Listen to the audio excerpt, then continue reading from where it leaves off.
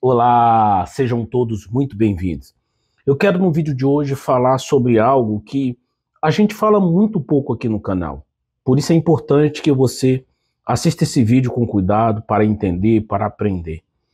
Eu estava fazendo uma live ontem, né? Não sei que dia que você vai assistir esse vídeo. Estou gravando esse vídeo no dia 1º de setembro, tá bom?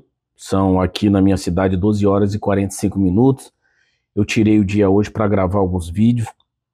E lá na live que a gente fez ontem, um inscrito, né, o Cristiano Veiga, que praticamente assiste quase todas as nossas lives, está sempre aqui interagindo, ele fez uma pergunta: alguém já se aposentou como pastor da Igreja Universal?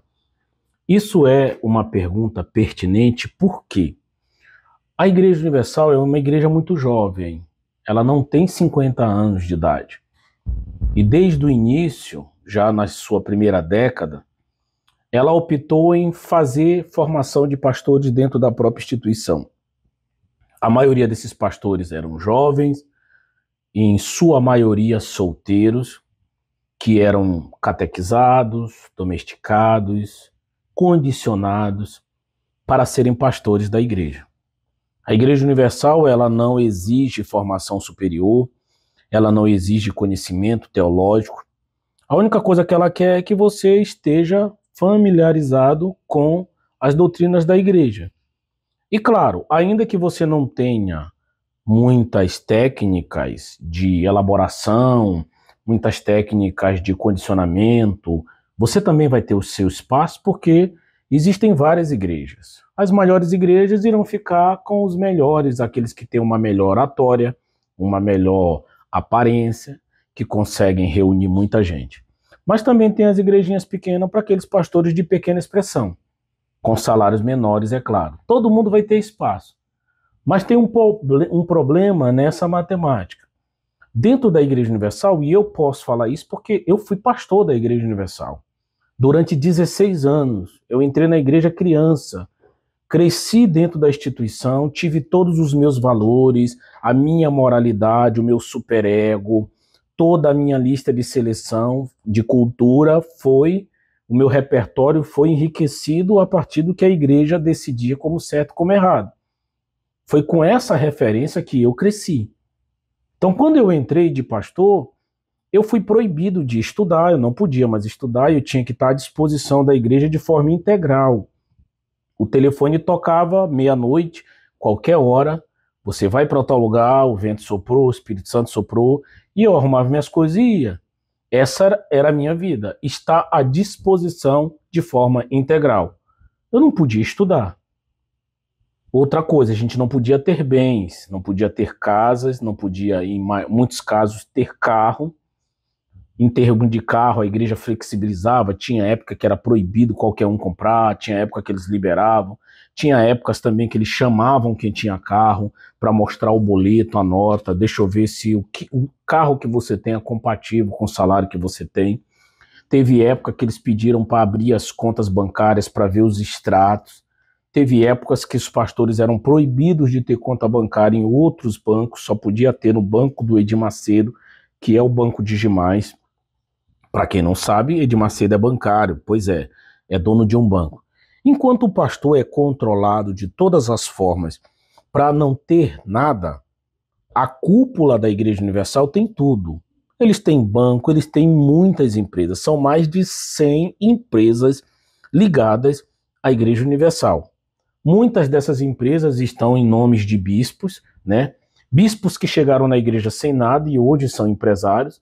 E fica a pergunta, eles são empresários ou eles são laranjas de Edir Macedo? Enfim, por que a igreja controla tudo? E por que o pastor se submete? A maioria desses pastores entram na igreja muito jovens, são domesticados, são catequizados. Se você adquirir o meu livro Mentes Programadas, você vai entender como que esse processo de condicionamento acontece. Tem um texto bíblico que diz assim, ó, ensina a criança o caminho que ela deve andar, e quando ela crescer, dificilmente ela vai se desviar. O que esse texto está falando? Esse texto está falando sobre condicionamento de comportamento, psicologia comportamental. Se você condiciona uma criança, dificilmente ela vai se desviar disso. ela vai passar a vida toda seguindo aquilo que ela foi ensinada. Então, muitos de nós, a maioria, a gente não virou cristão porque a gente escolheu, Jesus Cristo é o Senhor. Não. Você nasceu num país onde 86% da população é cristã. Então, a criança que nasce nesse exato momento, ela já nasce com essa referência de cristianismo. A chance dela se tornar um cristão é de 86%. Da mesma forma, alguém que nasce no Afeganistão. Eu não sei qual é a porcentagem de islâmicos no Afeganistão, mas acredito que seja mais de 90%. Uma criança que nasce lá tem 90 e poucos por cento de chance de se tornar um islã, de se tornar um seguidor de Maomé. Porque você nasce nesse ambiente e você é condicionado. Então a gente, quando é jovem, é condicionado a acreditar que tudo é para ganhar almas, que tudo é pelas almas. Então a gente se submete com muito amor. Quando a gente é vítima de maus tratos, de escassez, a gente tem prazer nisso, porque a gente acredita que Deus está nos provando. Por isso, é muito importante você ter um olhar para as vítimas do abuso religioso, um olhar de misericórdia. Não menospreze essas pessoas, não rotule essas pessoas com pejorativos de burras, ignorantes. Mas eu fui lá e despertei rápido. Cada um é cada um, meu querido. Talvez você teve a percepção que outros não teve, pelo seu histórico, pela sua criação, pelo momento emocional que você estava vivendo, e você não pode usar isso para colocar todo mundo na mesma balança, para medir todo mundo com a mesma régua. Mantenha a empatia e mantenha o respeito. Então é por isso que as pessoas se submetem. Demora anos para elas despertarem. E por que a igreja controla? Porque para a igreja é interessante que você esteja numa posição de dependência. Um homem abusador, e eu falo homens, não é puxando sardinha para o homem, porque geralmente nas relações, a maioria dos abusos é cometido pelos homens. Mas existem casos que são mulheres. Um homem abusador numa relação, ele vai fazer de tudo para que essa mulher se torne dependente dele. Ele vai impedir ela de trabalhar, ele vai impedir ela de buscar formação técnica, ele vai impedir ela de ter relações sociais, ele vai querer isolar ela até da família, porque quanto mais anulada essa mulher estiver, mais fácil fica para ele controlar. E a instituição religiosa sabe disso. Então você é jovem, inexperiente e vai ser controlado. Você não vai estudar, você não vai ter carreira acadêmica, não vai ter acesso a conhecimento científico, não vai poder juntar bens materiais. Em outras palavras, o tempo vai passando, você está apaixonado, vai se sujeitando, e na medida que você vai ficando mais velho e vai começando a despertar, você já está totalmente dependente, porque você rompeu laços com os seus familiares, muitos dos seus irmãos já não falam com você há anos, seus pais talvez já morreram, e aí, meu caro, se correr o bicho pega, se ficar o bicho come. Por quê? Porque você ficou dependente. Você está velho e totalmente na mão deles. Enfim, é muito difícil você ter coragem para sair, porque o mundo aqui fora não é fácil. Talvez você vai sair e não vai ter a rede de apoio que você precisa para poder se estabelecer. Porque romper com a instituição significa romper com muito. Não é simplesmente sair de um emprego. Para pastores e esposa, você vai romper com a sua rede de apoio, você vai perder o plano de saúde da igreja, você vai perder a casa que você mora, você vai perder o salário que você tem, você vai perder praticamente tudo da noite para o dia. E se você não sabe, eu vou te falar uma coisa para você. Uma das causas que gera o desenvolvimento do transtorno bipolar é a mudança brusca de rotina. Imagine um pastor e uma esposa que foi dormir tendo tudo e acordou sem ter nada. Foram expulsos ou seu marido adoeceu, morreu. Não teve o cuidado necessário e faleceu. E agora? O que você vai fazer? Muitos pastores estão envelhecendo, porque embora a igreja seja jovem, mas ela já começa a apresentar esse tipo de sinais. O que vai ser feito com esses pastores? Pastores que estão ficando inválidos. Porque um pastor, vou dar um exemplo para você, o pastor ganha, vamos dizer que o pastor ganha 5 mil. Ele paga o INSS, né? Porque os pastores da Igreja Universal, na época que eu era pastor, pagávamos. A gente tinha lá o boleto, o carnezinho, o GPS, e a gente pagava 20% do salário mínimo de forma autônoma. Eu não sei, pagando 20% do salário mínimo, qual é o valor, não procurei saber. Algumas pessoas dizem que é 1,5 salário, 2, mas vamos chutar 2 salários. Então esse pastor está pagando previdência social e tem direito a 2 salários de aposento. Mas ele ganha da igreja 5 mil. E a igreja paga o aluguel dele e paga o plano de saúde. Quando esse pastor ficar inválido, como que a igreja vai lidar com ele? Porque quando ele for se aposentar, ele vai ganhar 3 mil. O que a igreja vai fazer? Vai tirar os 5 mil e deixar ele só no aposento? E com esse aposento ele vai ter que pagar o aluguel dele, ou a igreja vai pagar o aluguel, a igreja vai manter os dois, ó, você ganha 5 mil, mas aposentado você está ganhando 3, então a gente vai botar mais 2, e aí você vai ficar com os 5. Mas e o aposento? E o aposento desse pastor? E o aluguel desse pastor? E o plano de saúde? Então a igreja vai enfrentar um problema que atualmente ela já enfrenta, mas de maneira muito tímida. O que vai ser feito com esse grande número de pastores inválidos? E caso o pastor adoeça e morra, o que vai ser feito com essa esposa, com essa viúva? Eu já vi casos de viúvas que o bispo simplesmente disse, ó, vai para a casa da sua família.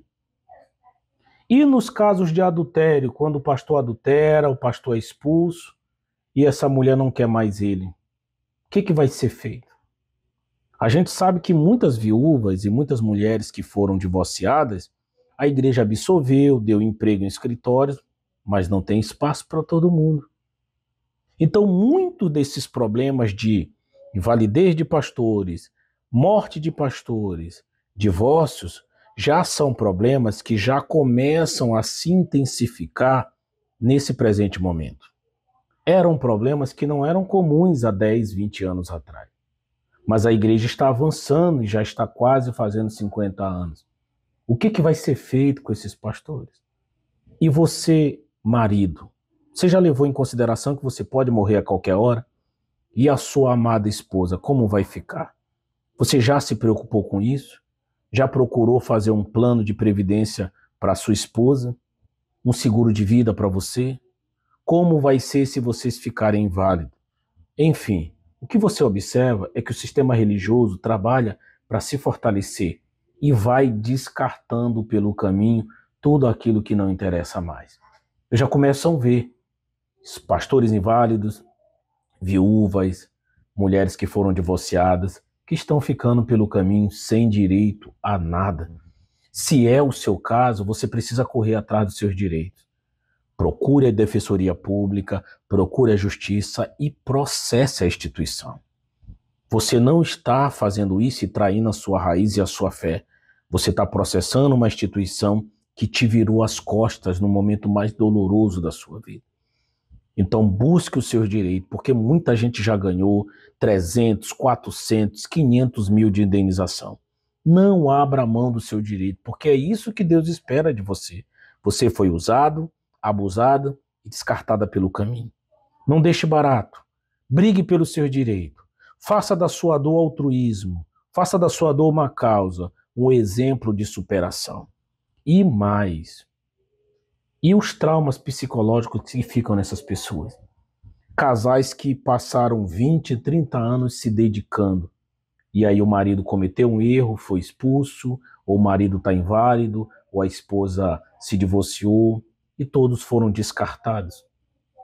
Qual é o impacto psicológico que fica nessas pessoas? Quantos desses homens e mulheres não estão hoje com ansiedades, depressão, carregando culpas enormes? Quer dizer, o ambiente religioso pela qual ela entregou a sua vida e fez dessa causa a razão de viver foi o ambiente que a descartou no momento mais difícil das suas vidas. Um momento de dor. Elas perderam de um dia para a noite a rede de apoio, a casa que moravam, o salário, o plano de saúde, e foram descartadas como um lixo. Foram tratadas bem pior do que o cachorrinho que o bispo tem, que recebe um atendimento muito melhor. Enfim, os traumas são muito grandes, as dores são enormes. E eu sei o quanto é difícil para você. Mas apesar de toda essa dor, eu quero dizer para você que aí dentro de você existe um eu, um ego gritando e dizendo: vamos em frente, porque a gente não morreu, a gente ainda pode viver a nossa plenitude de vida longe de todos esses abusos. E eu quero encerrar esse vídeo citando uma frase de um filósofo francês chamado Jean-Paul Sartre, o pai do existencialismo ateu. Ele diz assim: o que você irá fazer com o que fizeram com você? Você vai reduzir a sua vida às cinzas ou vai ressurgir como a fênix?